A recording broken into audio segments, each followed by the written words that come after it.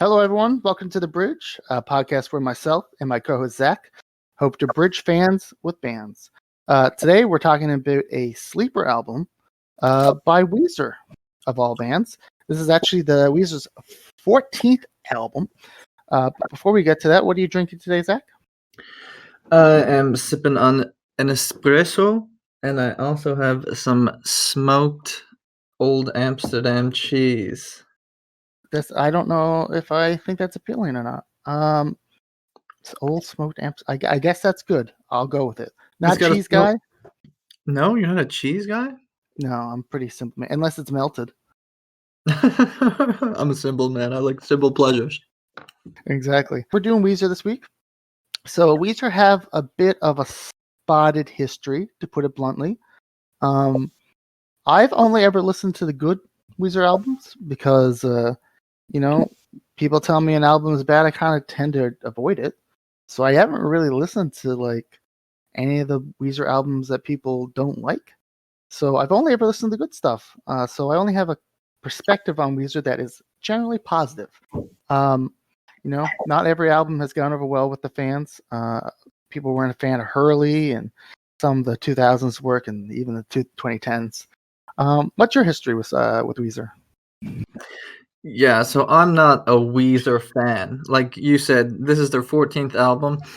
At this point in their career, they've developed a bit of a following. This is the third decade of them putting out albums. Mm-hmm. And so they've developed a following, and every time a Weezer release comes out, it's sort of an event at this point because they've become a little bit controversial in whether or not the album's good and whether or not it's bad. And a lot of people are very nostalgic for early 90s Weezer, which they released the Blue Album and then Pinkerton, which Pinkerton is considered one of the greatest emo records of all time. Yeah, absolutely. It's square in that Midwestern emo scene. It really caught me by surprise when I listened to it because I actually listened to Pinkerton later in Weezer's discography because I heard a lot of people didn't like it when it came out, and it really got some odd response. But it's an amazing record, and whoever didn't like it back in the day, you're wrong. You need to go back and listen to it again. It's a great record, probably their best record. But yeah, that's their second record. A lot of people are a little nostalgic for those records because of how successful they were and how nice and kind of poppy and gummy they were, even though they were in that kind of like emo scene. Because Rivers has just a extraordinary gift for melodies and vocal melodies that really does lean Weezer into a more pop centric rock band. As time has gone by.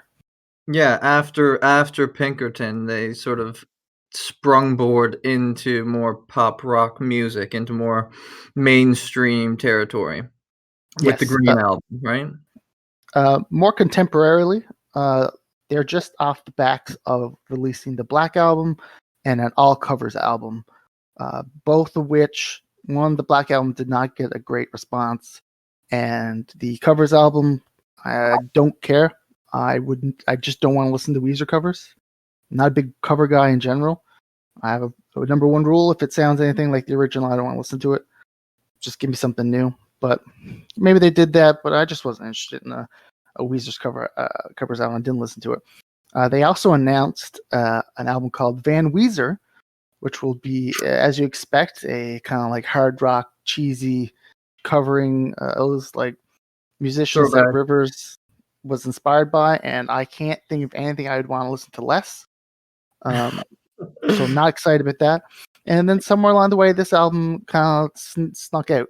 And while we were deciding what albums we want to listen to, especially early in the year, there's less albums to really are obvious go-tos. I did see this album, and I really just kind of shrugged it aside and really didn't give it much attention. Again, 14th release. The last two releases weren't anything special. The Weezer's the last thing from my mind that I want to listen to right now. But on my timeline, I kept on seeing people talk about it. I seen some memes, heard some really a movement of surprise that people were surprised at how good this album was, or at least that it was garnering a lot of attention from fans. At least I didn't really get why. And so it piqued my curiosity, and we circled back a little bit to cover this album. Yeah, likewise, I have seen a controversial response to the album. I haven't looked at any reviews, but I have been browsing in the comments section, and it seems like people are very split on whether or not they like the album, whether or not they think, like they did two good albums, they don't owe anything to anybody else, they can just do whatever they want. But this record's not for me. So I went into this after all those rumblings, all that kind of like buzz. It really kind of wisped up underneath this album, and I was curious what I was going to listen to. And so, what was this album, Zach? So this is a baroque pop album. For those who aren't sure what I mean when I say baroque pop, they essentially replace the electric guitars with baroque style string instruments. So the cello and violin feature heavily as core components to the instrumental arrangement here. However, they switch back and forth between the harpsichord and the keyboard, and then they use a piano too at one point, and there are periodic flourishes of horn instruments as well, and maybe a flute. I think I may have heard on one track. We'll Yeah, I get. believe so.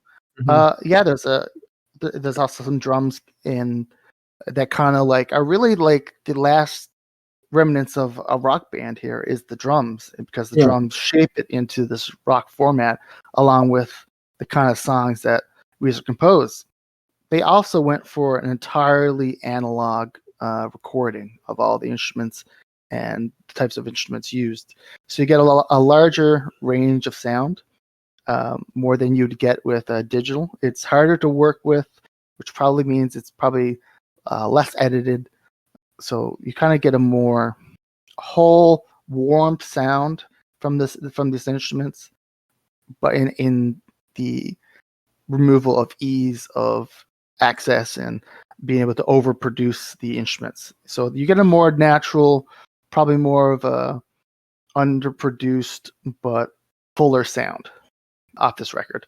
yeah, and for anyone who are fans of the Beach Boys, you will probably be familiar with the album Pet Sounds. Well, I would not say OK Human lives up to the standards of Pet Sounds.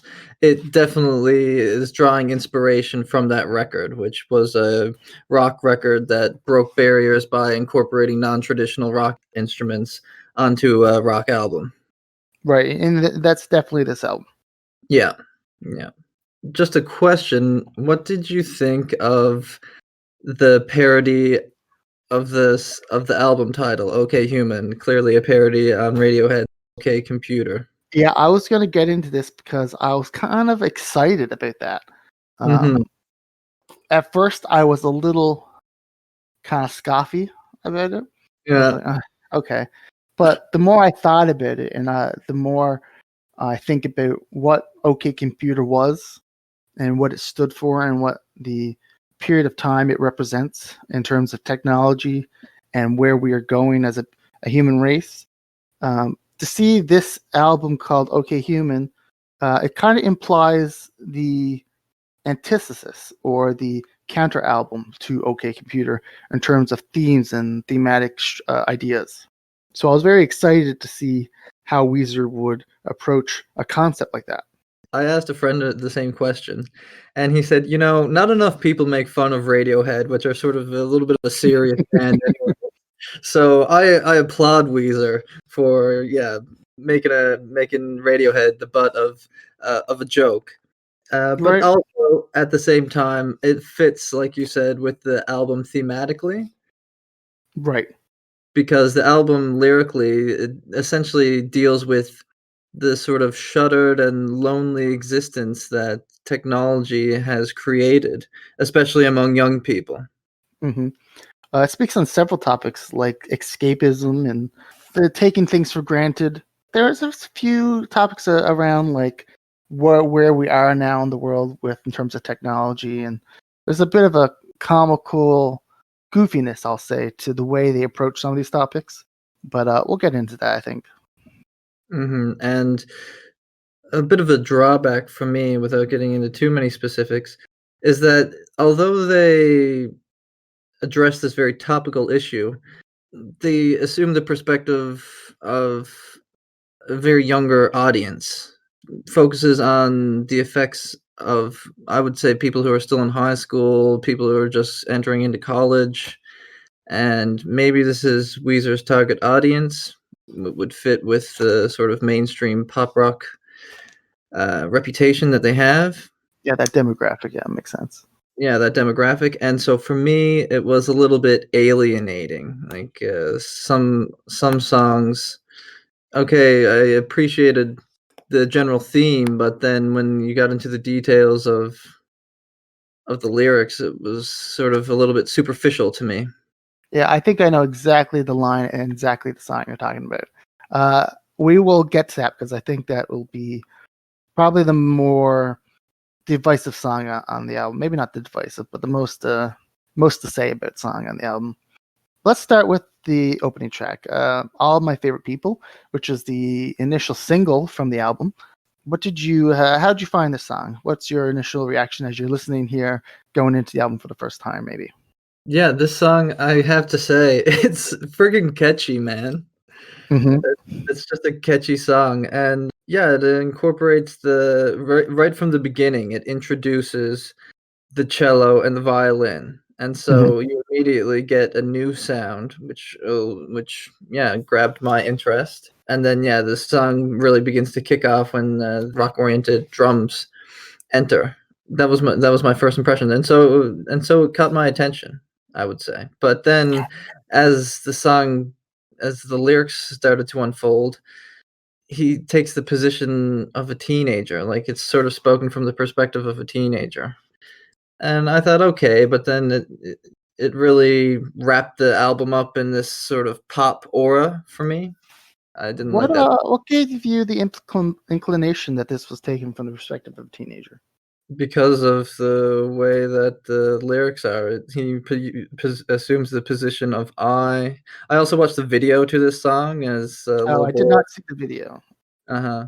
Maybe that had Okay. a little bit of an influence on how I interpreted the lyrics, Okay. but it I was didn't because I didn't get the feel that this was from this perspective of teenage or anything when I listened to it. maybe the video influenced my interpretation of the lyrics a little bit, but Well, because the that video. still speaks to your point, though. If the video to the song kind of takes that perspective.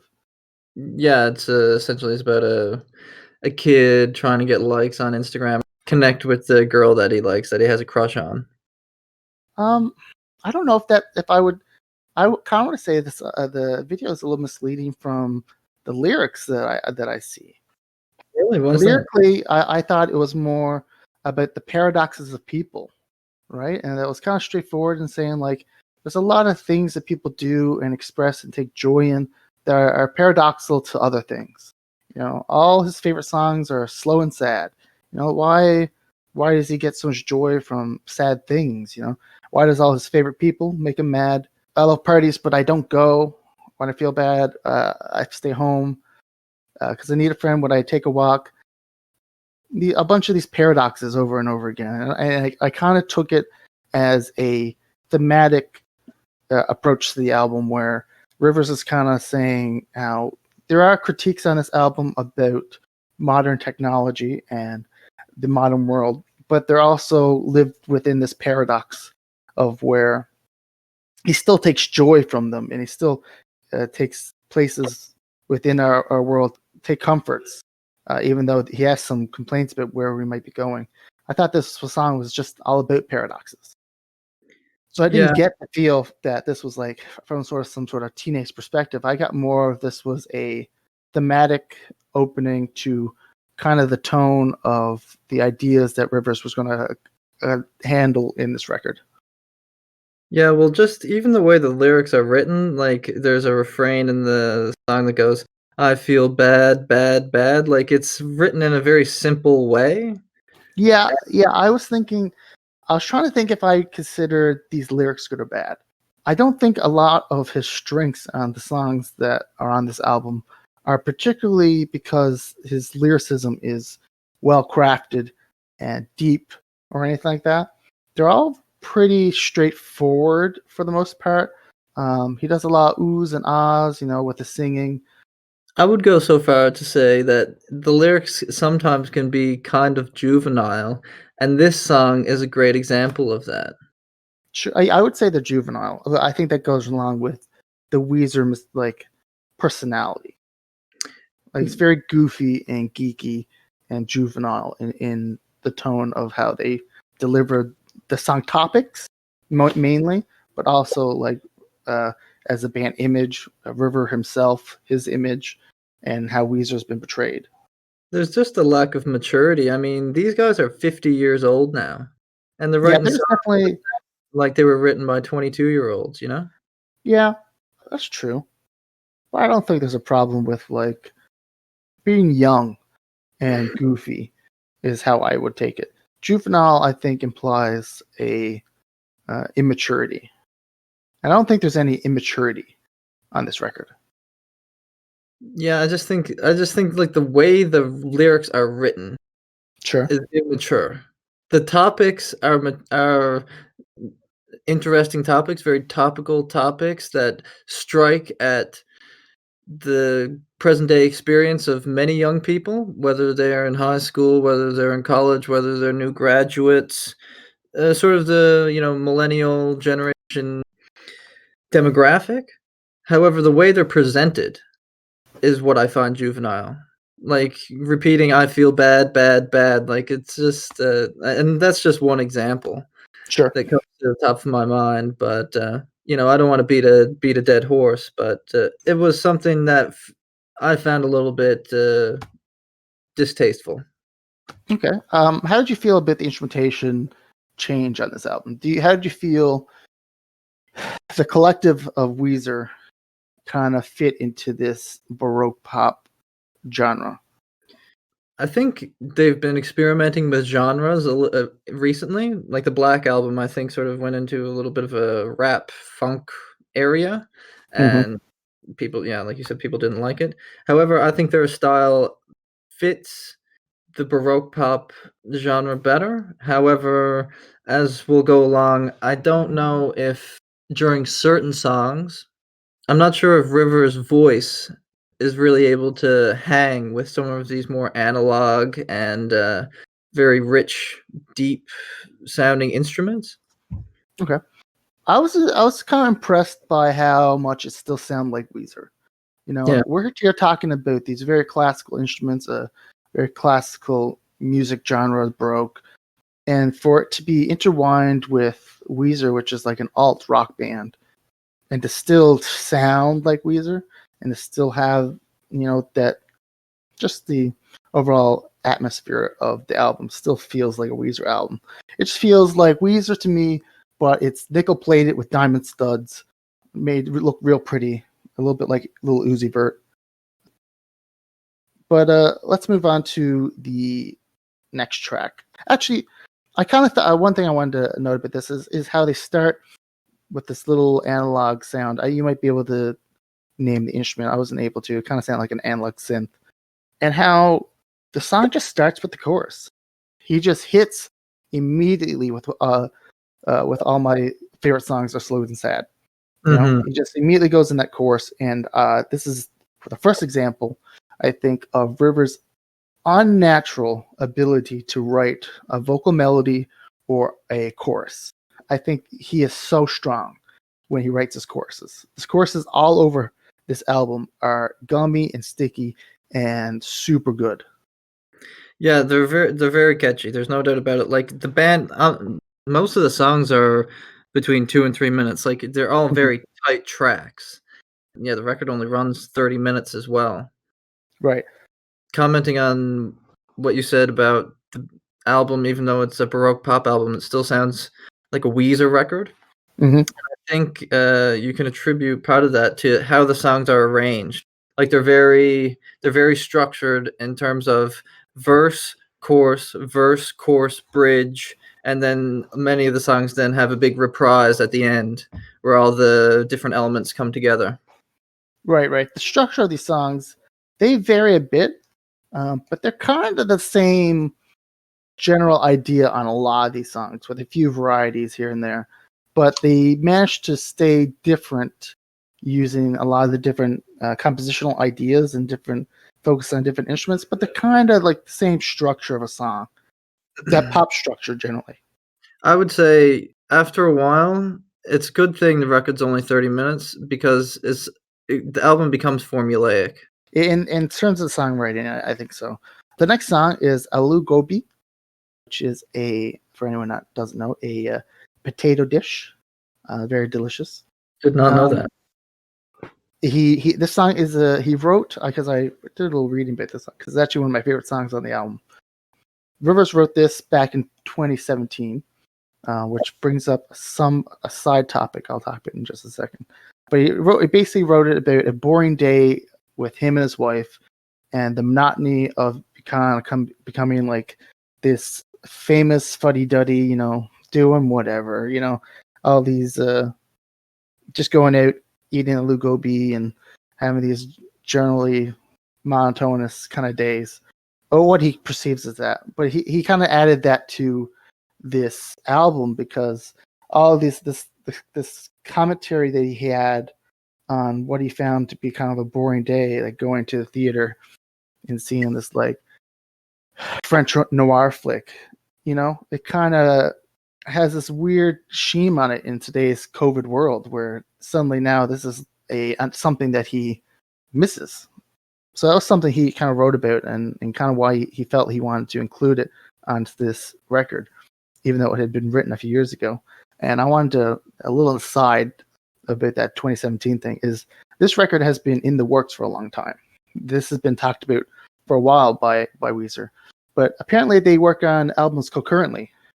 So they were working on this Van Weezer album, the Black Album, and whatnot, kind of around the same time. And while this one was kind of also being worked on inside. So some of these songs are a little older and some of them are a little newer. But because of the whole pandemic era, they moved Van Weezer further down the line, and brought this one more up because they felt more inspired by this and it felt more appropriate for the time. So I thought that was interesting how Weezer works as a band. I thought that was an interesting idea. Personally, I don't miss the guitar at all on these tracks. I'll be honest, might be a little controversial. Guitar, most overrated instrument in the world. You don't need a guitar for your band. This album is a full example of how to form and shape songs without a guitar. I think it's fantastic. If anything, it just makes me fall more in love with the drums, because I think the drums do so much good work here in formatting songs. Again, I'm so impressed with Rivers' ability to make vocal melodies. The vocal melody on this song specifically, I think, is so good. So good on this song. It's so catchy. Caught my ears immediately. And I fell in love with it. I fell in love with the analog instrumentation they put on this, his catchy and gummy tunes. I was super impressed by how it still felt like a rock song on a rock album, but using all these baroque instruments and swelling bass and neat piano tunes flavoring everything. But it still was Weezer, and I think they deserve a lot of credit for that. Yeah, that's interesting what you said about how they develop albums concurrently. Like, I can only read one book at a time. If I read 2 or 3 books at a time, I get nothing read. Right. And so I can only imagine what it's like, especially when you have concept albums like this one is. And you're going out far into the distance into different genres. That's a lot to wrap your head around. Yeah, you would think that this album would turn out worse than it did with kind of like the division of attention, but I think it's more working on what you're more inspired to work on led to a better result. I think that's the case here, where they were more inspired by what they were doing with this album, and so it ended up being released earlier than they had anticipated. And I think that's because it became more of a passion project. And so it's kind of interesting to see what came of it. What do you think of the next track, Grapes of Wrath? I thought the transition into between these tracks are absolutely amazing. I think they do a lot of work at the back end to like slide tracks into the next track. That a lot of times there are tracks that I didn't realize were two different tracks. For anyone not aware, Grapes of Wrath is a book. This is the first song of two, I believe, about escapism. And this time it's taken a modern approach of book reading. And instead of like, your physical book copy, he's talking about listening to Audible. Yeah, It's more about modern sickness spoken about more generally than with any other sort of higher criticism or snob commentary. It, it's more the type of content of the lyrics here. The way I took it is, while there are critiques going on with him talking about this escapism and the grander scale of why escapism becomes relevant in today's world, I felt like there was a more of a goofy undertone to it all that kind of like almost undercuts the intention, but also I think it takes away some of that snootiness of it, that in the boomerness of like this critique, and it becomes more of just a general statement that kind of like just lives within the track. So I was enjoying this, even though the kind of weird audible kind of reference there.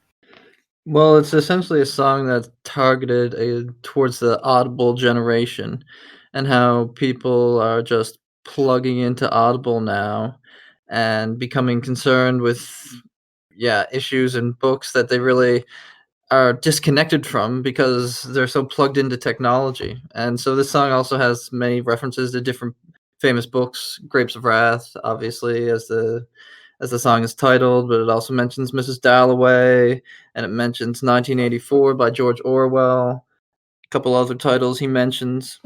But musically, what did you make of the track? Musically, like I feel like the album goes through this where it's this baroque pop sound with the strings and the drums and a bit of piano here and bass swelling, and you get them composed in different ways that all the songs sound different, but at the same time, I find them hard to describe in a way that describes them differently, because they all are kind of the same format. You're using the same building blocks to make these songs. It's generally the vocal work and the vocal melodies and the songwriting that really separates the songs into more unique living pieces. The baroque stuff is really nice, and the analog sounds really warm. Instrumentally, from one track to the next, they all kind of blend together a little bit. It's not For me, I said it's not flushed out, like fleshed out.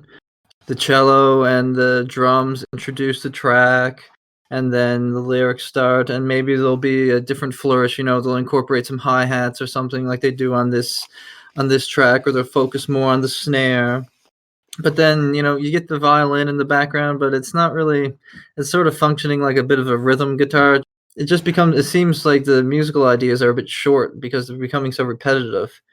However, in the chorus, if you listen closely enough, and maybe if you have a really good sound system, it would be easier to tell, but there's a harpsichord in the chorus, but it's so buried, and maybe because of the analog recording techniques that they used, that's the case, but unless you listen very intently and very closely, you can barely hear it. yeah, like I found it hard to pick apart the instrumentations on these tracks because a lot of them were kind of simple. Like obviously, there's like there's different usages of different instruments at different times, and they create different melodies and stuff.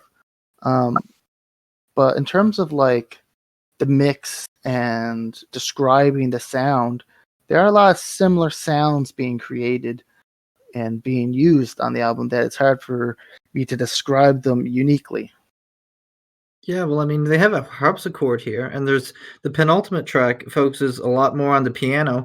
And if they would have just done stuff like that, shift the focus of which instrument, which baroque instrument they're gonna center the track around, I think the album would have came together far more. It would have been a lot less repetitious, Sure. and it would have been a lot less predictable because as the album goes on, like you said, it almost becomes a little bit difficult to talk about one song from the next because they're so similar.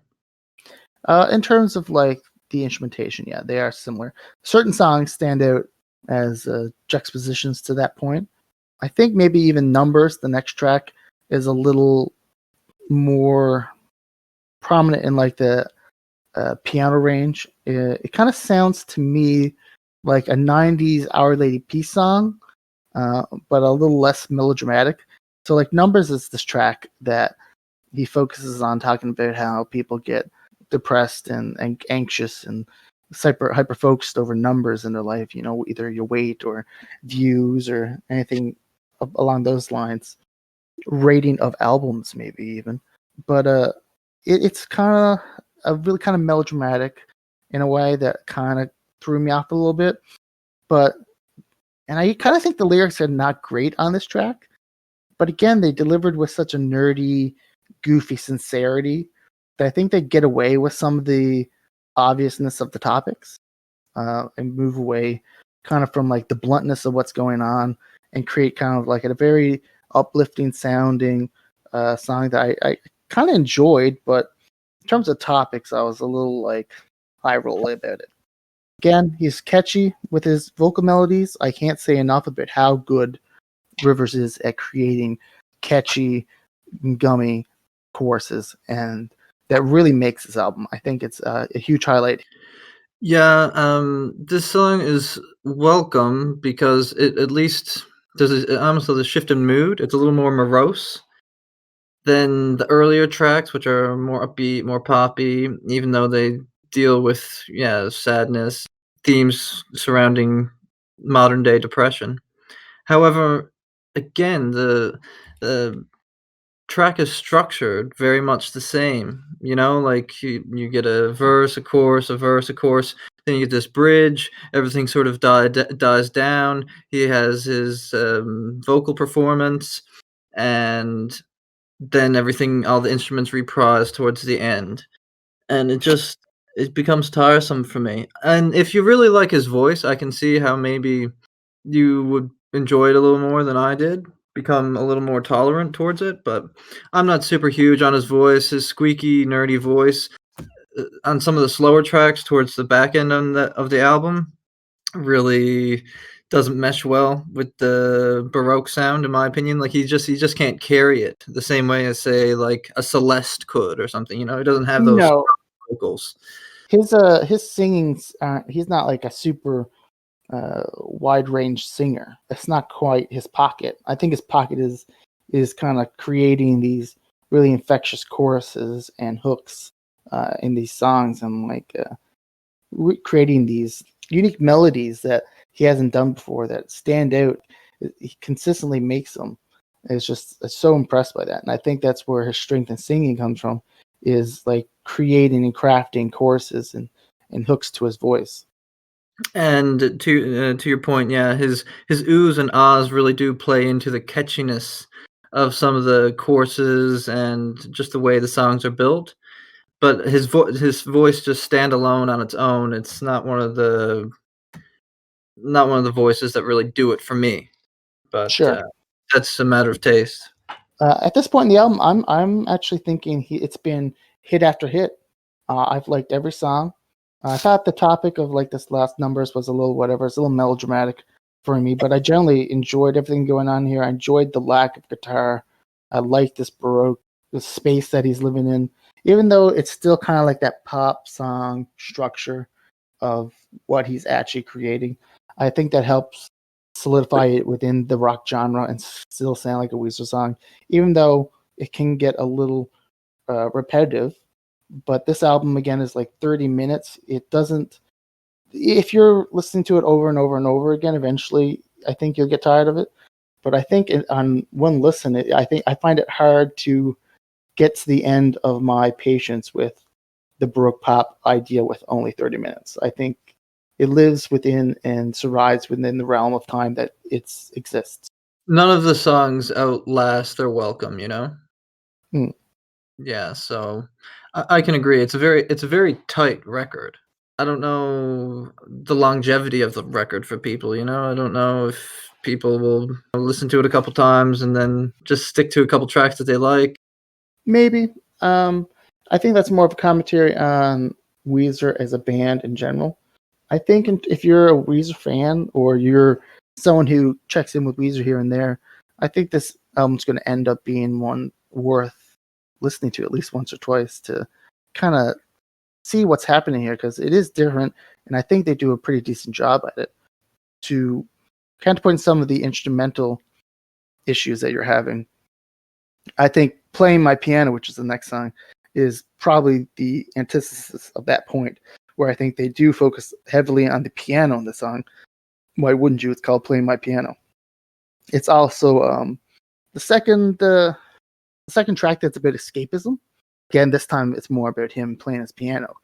I think it's a super wholesome track. I like this visual of Rivers, barred away in his room, just going up and down his piano, having a time, and just like living off in his little world. And it sounds like a very wholesome and kind image in my head.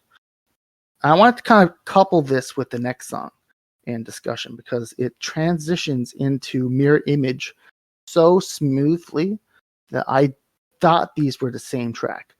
And they're both 2 minute and then 1 minute respectively. So it almost really feels like just the one track. And I have a theory that it is that kind of connected idea. So it's super, this next song, Mirror Image, super short. So one working theory is that at the end of Mirror Image, the audio production kind of changes. Like he's kind of delivering a live performance. And it's just him and his piano at the end of Mirror Image, just singing the outro. And I have this image of just him in his room as he's singing on Playing My Piano. I feel like that's kind of like a coupled piece. So I kind of view them as the one track. Yeah, and I also like this transition. It's probably the best on the album. And I wish more songs sort of seemed like there was a sense of unity between each track to the next. Whereas the album, while it's tight, each song is sort of a standalone song, and with some exceptions, they don't really. There's not really a transition, and some of the sounds from one track are very similar to the sounds on the following track. Yeah, I just wish they had fleshed out the idea from song to song a little bit better. Do you mean like thematic, like song topics? Because in terms of instrumentals, I thought they transitioned between tracks very well, especially in the first like five tracks and up to this one. This one's the best one they did, but I thought there was like smooth transitions between several of these tracks up to here. If I believe it's Alu Gobi that ends like, yeah, the end of Alu Gobi, like the drums and stuff finish at the beginning of the next song, Grapes of Wrath. Like there's these transitions are all over the track listing. I thought that was one of the strengths was how well that these songs transitioned into each other on the album. I have to disagree because for me, the introduction to many of the tracks are so similar to the track that came before it that, yeah, like maybe what you're saying about is sometimes it's hard to tell when one track begins and one track ends is because they're so similar. There's similar instrumentations, yeah, but like even just like they end on one specific kind of like melody or instrument, and then they open up the next track with the same one. Like I think there's like an effort here to transition between songs that I think is pretty admirable.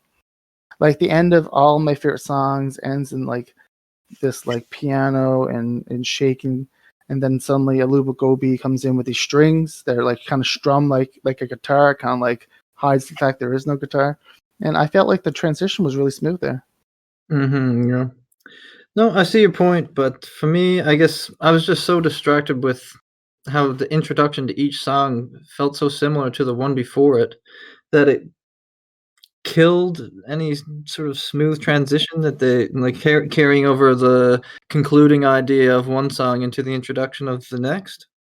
Well, how did you feel about the Play My Piano and the Mirror Image? Did you kind of feel like they were kind of like a connect piece, or That's what it sounded to me like. Mirror Image almost felt like it was an interlude that sort of carried on Playing My Piano. right? I don't know why. The lyrically, they aren't similar songs. Like I think they're kind of covering different things. Even though I think Mirror Image is like an ode to his wife, and I kind of picture it as the song he's singing in Playing My Piano when I get that mental image of him just kind of like locked away and singing. In fact, I thought the lyrics on the song were pretty good. Let me pull it up. She's my mirror image, showing me who I am. Until the day I shatter, she helps me understand. That was great lyricism. Great work on this song. It is super short. It's like a minute long. And I find it hard not to believe that it's not, at least spiritually, connected to this previous song. And what did you think about the vocal performance on Playing My Piano? Yeah, it's good. I enjoy Rivers' vocals. I think he's got, like, again, he's got great melodies that he makes, and it fits his vocals. And I could listen to a good Rivers song all the time. I think he's a great singer. Yeah, you think he hits the high notes really good on this song? Um, I don't think he needs to. I think within his range, that kind of like the kind of way he sings, it kind of like fits like the attitude and personality of Weezer. Like, not every singer has to hit high notes. And I No, think but with the instrumentation. you think that he should have a more classical singing style to fit the music. Well, it just seems like he's trying to hit these higher notes that he typically doesn't go for, or it's not that he has a bad voice, but it's not when you have electric guitars and you have a rock setup and there's distortion involved, it doesn't stand the imperfections in his voice don't stand out so much. But when you have these very clean string and horns, string and chord instruments with these very clean and baritone sounds, and the violin hits this very high pitch, and his voice to me doesn't really seem like it is able to keep up with the baroque style instrumentation. I don't know if I agree. Like, I thought he was doing a great job. I thought Playing My Piano might have been my favorite track on the whole album, next to Lou Gobi. I thought he did a great job. Like, some of the, like, kind of like the cracking in his voice, I think adds personality to the track. Like, I wasn't expecting him to hit super high notes or hit in this certain range. And with the range he does play in, I think he plays really well and like sounds super good. And the chorus melodies are super gummy. Like, I had no complaints at all about Rivers' vocal performances on this album. Yeah. Yeah, with a track like this where where his voice is really functioning more like a centerpiece, it stood out to me. And listen, it's not I wouldn't go ahead and call it bad. It's certainly passable. Yeah, he's not impressing me with his vocals. Okay, sure. The next song, I believe, is the song I thought you were referencing when you spoke earlier, which was Screens. I struggle with the song a bit. I think that's my least favorite song. Okay, yeah, we have totally opposite opinions. I like this song. Really, I most of my issue comes with the sentiment of the song. Honestly, Screens, for anyone not aware, is kind of where he goes into boomer mode and starts talking about everyone looking at their screen for whatever that is, you know, your computer screen, your phone screen. Talks about his daughter, I guess, like listening to K-pop and not really caring that he's around. You know, and he's like, where are we going to be 21 years from now? And like, it puts me in mind of if you're ever on Facebook and you're scrolling down and someone shares this profound quote or this profound art piece that comments on contemporary consumers and people like always looking at the phone and not being in the moment and stuff, like as if no one's ever thought of this and no one realizes this day to day, and like they're the first person to comment on it. Like, they're not profound, you know. It's like this. It's the idea of that you're saying more that you are, and they really aren't. And I hate it so much. It's one of my pet peeves is when people start critiquing like this generation of phone users and stuff, like as if it's not an aware trait. You know, it's like they're making like some sort of novel observation, and that kind of comes off for me in this. Sounds really boomer.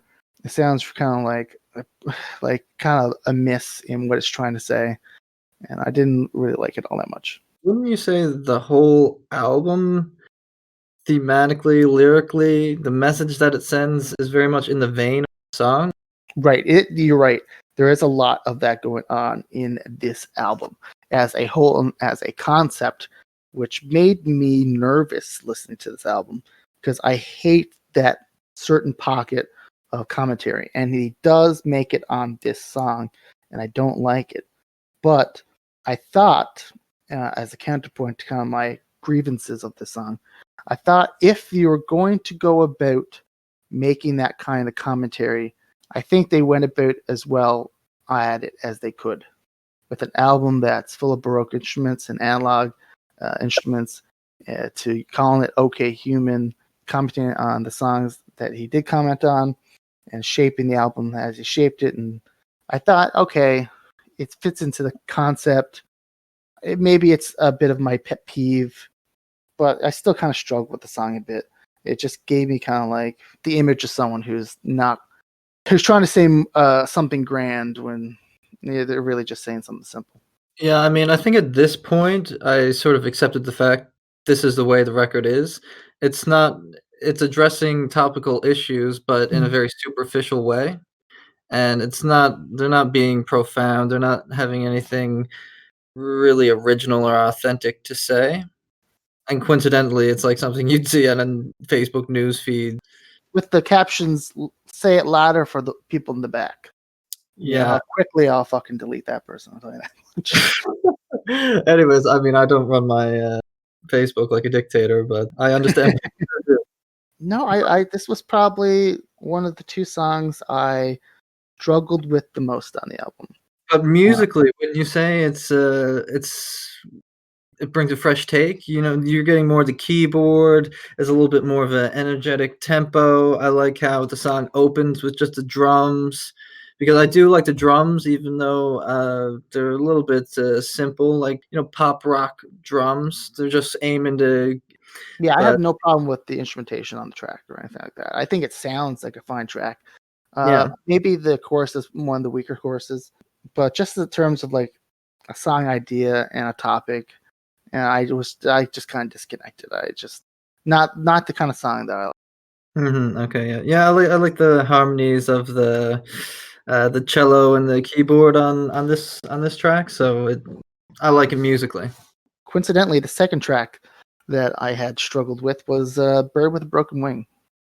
Oh my god! Yeah. It was it's kind of like a ballad, a bit. Honestly, it was just a bit too melodramatic, I think, for me. And cliche, bird with a broken wing. Oh god. Yeah, it was a bit cheesy of a song. I wasn't super into it. Again, one of the song I didn't have any problems with the instrumentation and Baroque style and stuff like that. It's just like the way he was singing and the kind of melody put off. It was good. It was good for in terms of like variety on the album, because it was more of a ballad song. But it just kind of hit me as a bit lukewarm and melodramatic and a bit too much for me. It changes the tone a little bit because it's a slower song. However, it's sort of a very skippable track. Yeah, it's got some nice strings at the beginning. It's got uplifting instrumentals. Rivers pushes his voice into that somber area and pushes it some drama in there. You know, I don't think he does a bad performance, but it just in terms of what the song is and what's being written here, it's a song about like feeling past his prime and irrelevant. But yeah, it felt a little too over the top for me. I didn't really like it. It was a bit skippable for me as well. Yeah, melodramatic is the best way to characterize it. How'd you feel about Dead Roses? It's another sad number that follows sad number, so that sort of was a little bit of a head scratcher for me. And because they put two very similar tracks, sad numbers, next to each other, it was again another piece of evidence that indicated that the albums, even though they're going into this new genre, quite slim on ideas. Yeah, okay. This one confused me for a different reason. It's what it's about was super odd in terms of what I felt the overall theme of the album was trying to accomplish. I feel like maybe I'm missing something with some sort of analogy going on. But this image of Dead Roses at the bottom of a oboulette, which I had to Google to figure out what that was, but it's basically like a cage. So suddenly the song has this like medieval approach to it, where it's talking about these roses at the bottom of this oboulette. a winged beast with horns upon his cranium slinks away, and grinning makes his way up. I grasp pieces of rose and raven locks of hair. And it's like suddenly we're in like an Edgar Allan Poe song. Like it was like it didn't fit like terms of like song topic with what I thought he was trying to accomplish with this album, but it was kind of quirky and I kind of liked it. Like in a vacuum, like I enjoyed the song, and it was a little again kind of a somber piece after a somber piece, but I liked this one more than the previous one. Honestly, of the two pieces, I like this one way more, and I enjoyed the image that it gave me. A bit like this guy creeping into a castle late at night and finding his loved one missing from the cage, and Satan, I assume, slinking away, having done something. And it's like, what is this? Like, where did this song come from? Is kind of what I'm left after listening to it. Like, I enjoyed it, but like, it just felt, and obviously, it's using the baroque instrumentation and fits like stylistically in that regard. But in terms of song topic, I was like, what is this? Is there an analogy, a metaphor going on here that like is going straight over my head? I don't get it. Yeah, that's possible. I didn't look as deeply into the lyrics on this song as you did. Yeah, maybe it wanted to insert a medieval style narrative Right. into an album that's very much about technology and its deleterious effects on people's mental health. And I think in the end, you can kind of grasp for these kind of answers, but it just felt like a weird outlier to me in terms of like like song topics. But Yeah. in terms of again how it's composed, it fits very well within the album. When you listen through the album, it doesn't stand out as something that shouldn't belong in terms of like his vocals and stuff like that. But when you're like looking at the lyrics, you know, it's like, where did this come from? Yeah, well, the song also introduces itself with a horn, and then the horn just goes away, and I was so disappointed by that.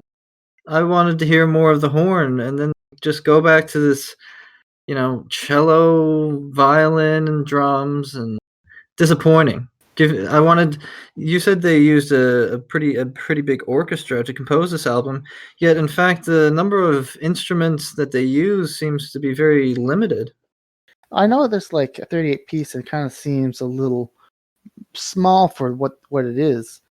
But in terms of like comparing it to like other rock music or other Weezer songs within like more traditional rock standard, like I found this to be a really big breath of fresh air with these choices. Like even though maybe there is kind of like a small circle of instruments that they end up leaning back into, it's still more diverse than a guitar, and it's still more diverse than just guitar, bass, drum, focus. And so I still enjoyed it for kind of like the ideas that they did bring forward. Again, only 30 minutes. I don't think it really leaves. I don't think it really tires itself out that much. But in terms of variety and song structures and bringing forth different instrumentations to the fold, yeah, I see your point. It doesn't really vary that well within the pocket, but I find it hard to be critical of it. Yeah, I mean, the thing is, they obviously had different instruments at their disposal. Like we mentioned, they have the use a harpsichord at one point. Then they have the horn here, which also features in brief pockets throughout the album.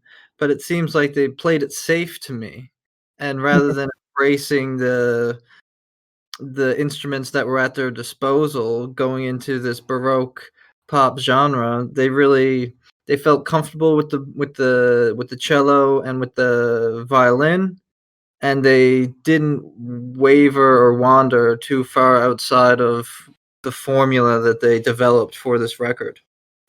But Here Comes the Rain is an interesting song.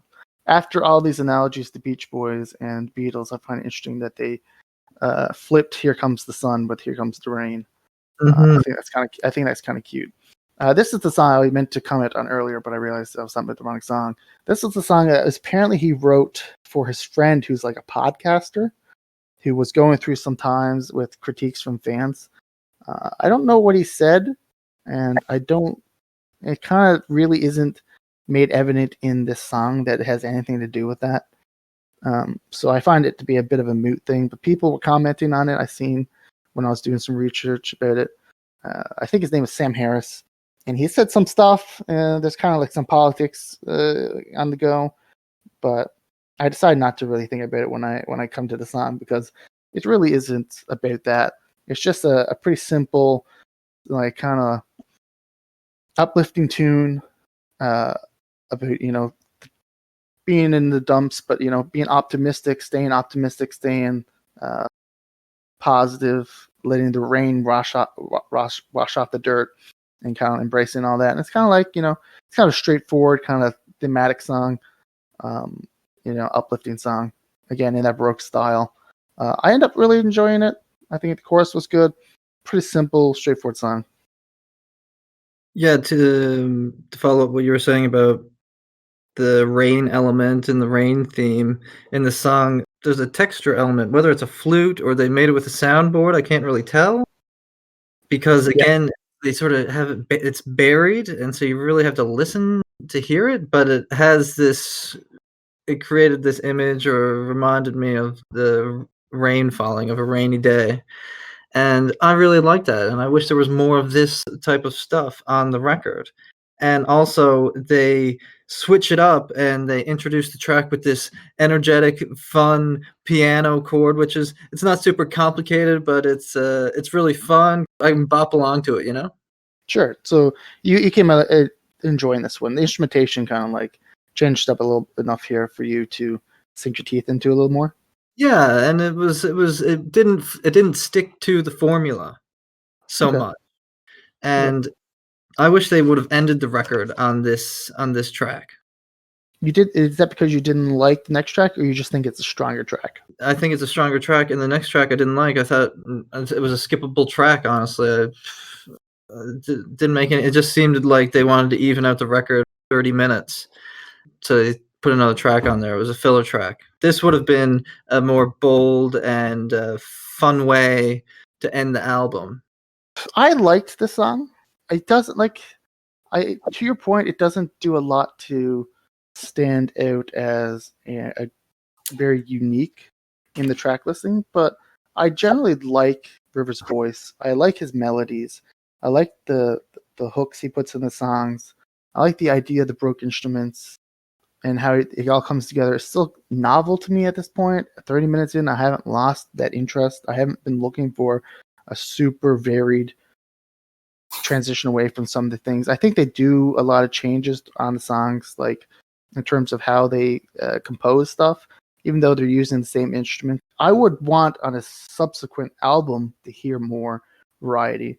But as the first core album with this idea, I thought they lived within it, stayed within their lane, and succeeded in creating a lot of songs. And I think this is another song. It's hard for me to describe it because, to your point, there are a lot of similar ideas going on. It's a baroque song, and then like that's the kind of the detail that you need to understand what's going on. It's a baroque song, but I like the chorus work on this. I like kind of the lyrics as well.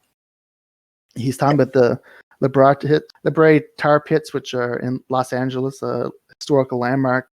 The whole theme of the song is some sort of like historical person. This caveman, for lack of a better word, is like gets stuck in the tar pit, and he's like, "I'm sinking. Could you give me a lift? Want to make a escape, but I don't know where to begin." And there's kind of like this multi-layer going on here, where it's more directly and bluntly talking about this figure stuck in the tar pit wanting help and to get thrown a rope. But I think there's more being spoken about here about mental health and your soul and self-worth. It's kind of like hidden behind this kind of quirky song about this caveman stuck in the muck. It's kind of like that Bible story about the kid that gets stuck in the quicksand or whatever, and he just needs to ask Jesus for help or whatever. But it's I thought it was a kind of a charming song, and I liked it as an ending. Actually, Would it you takes would you say that it was one of the better lyrical performances on the album? One of the better in lyrical terms of like song ideas of lyrics. Yeah, I would actually. I think it's the most neat and interesting like song to like go through the lyrics and kind of like see what he's saying. I thought it was really cute and charming. Yeah, so who would you recommend this record for? People who have left Weezer in the dust, I think, should go back and listen to this. I think it's really interesting. I think you'll find a lot of songs on here that you will enjoy. You do have to realize that this is still a new Weezer. There is like a pop rock feel to their songwriting, but I think it's super catchy. It's super enjoyable. There's a lot of songs on here that will go well in the car, or just good mood music. A lot of songs on here I think should end up in lots of playlists. There's a pop feel, so I think there's a wide market of people who could listen to this. If you're not super into the bubbly, clean, smooth, whimsical kind of sounds in your music, you're probably going to not really enjoy this. This is very well produced, but it's very clean and very warm. So it's kind of in that range and that pocket. So you have to know what you're kind of looking for. But I think a lot of people who will embrace those choruses and that warm, sounding baroque and as a rock band will enjoy this. What you said about people who have sort of given up on Weezer coming back to this album, I can recommend that. As someone who has given up on Weezer, I was never a huge Weezer fan anyways. It was a fun record to check out. However, check out is all it is. Like, I won't be listening to this record again. It doesn't age well. It doesn't have a long shelf life. The sound becomes very repetitive quickly. And so I think for longtime Weezer fans, they'll really like it because it is a tight record, that's for sure. And the band are exploring a new genre, and they don't do a lot with it, but what they do with it is at least tight, and they write catchy songs and what you expect from Weezer. And I would also recommend the album to a younger audience because many of the songs and the themes are targeted at a younger audience. And so I think the album would resonate with those music listeners, especially in an era when everything's so digital. However, for people who like more sophisticated music, more sophisticated lyrical ideas especially, I couldn't really recommend the record, especially when there's so much music to be listening to these days. Unless you really like the artwork, because the artwork for the album's really cool. I would never tell anybody to pick up this record at a record store. Do you have a toe-in song for this album? The introductory track, The single for the album? yeah, All my favorite songs. I think it's a good toe-in track. It really Yeah. summarizes a lot of what you get on the album. Right, I'd agree with that. I am more partial to Allo Gobi and Playing My Piano for tracks to listen to. I really enjoyed those. So in kind of my ending thoughts on the album is, and we didn't talk about this very much, but I was a smidge let down by the concept of the album. I was expecting more from this OK Human concept of like this. Obviously, they go full in with the analog instruments and the Baroque style, and there's a lot of similar theme songs on here with screens and Playing My Piano, Numbers, Grapes of Wrath, and they do keep within this theme, but it doesn't feel like there's any ultimate conclusion made or any like what was stated here. They're a bunch of fun songs, and like, don't get me wrong, and I enjoy this album, and it is a tight a piece. But in terms of like this concept that I was excited about, I don't know if there was a grand conclusion. I don't know what he was trying to say at the end. Well, I think it goes to just how superficial the lyrics are, you know? The album is not trying to it's not a album that's trying to answer any questions or provide any answers.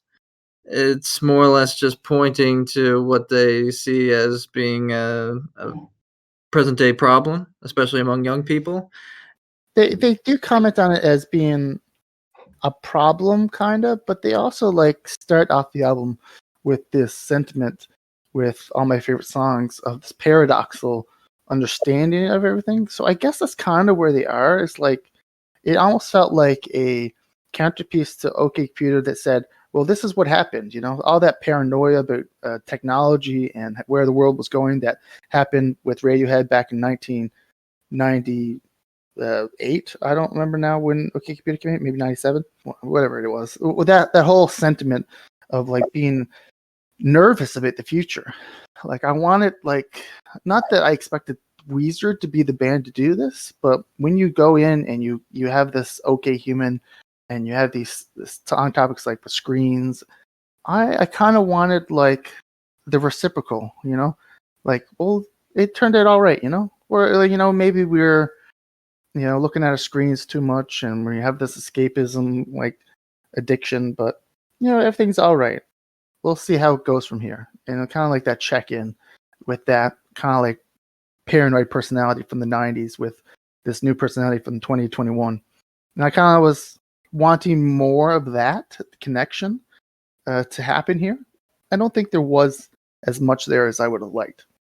No, and they don't really live up to the title of the album. To parody the title of a legendary record like OK Computer and how sophisticated that album is and the paranoia that runs throughout the album, they don't really seem to want to comment on much of what OK Computer speculated on. Right. And they keep it safe, and coincidentally, they don't even really speak to the audience that grew up with OK Computer. No. It's almost like they wanted to create their own OK Computer for the present day generation. And what came out was, I don't want to say lame, but man, it was really surface level stuff. So what would you end up rating this album? I mean, considering if a 5 is an average record, Yes. then I would have to give it a 5. I can't say to anyone not diehard Weezer fan or someone who is within that demographic that this album really speaks to, that this may be an album you'd want to go pick up. It's something that you listen to once or twice, you get it, and yeah, you just move on. The album is not fleshed out enough, in my opinion. They had the right approach, they had some good starting points, but then they don't flesh out the album enough. And so I can't say to somebody, yeah, go to the record store and pick this up when there's so much more sophisticated music out there to be listening to. I give this album a 7. I enjoyed a lot more of this than you did. I didn't get fatigued with the album nearly as much. I thought the baroque instrumentals were still novel by the end of the album. It's a concise listen, 30 minutes, a lot of great hooks, a lot of great songs to like get stuck in your head and are enjoyable re-listens in my mind. I definitely enjoyed it more than you did. I'm going to go with a solid 7, leaning towards an 8. All right, yeah. So yeah, we're pretty far apart on this record, but that's the nature of a music podcast, huh? Yeah, absolutely. I look forward to disagreeing with you in the future. Yeah, well, next week I think we'll be reviewing a record from a Canadian artist from our home country. So I'm Okay. looking forward to that. Okay. Well, we'll see you next week for our next sesh. All right, looking forward to it. And yeah, OK Human, I don't know, but according to Brandon, check it out.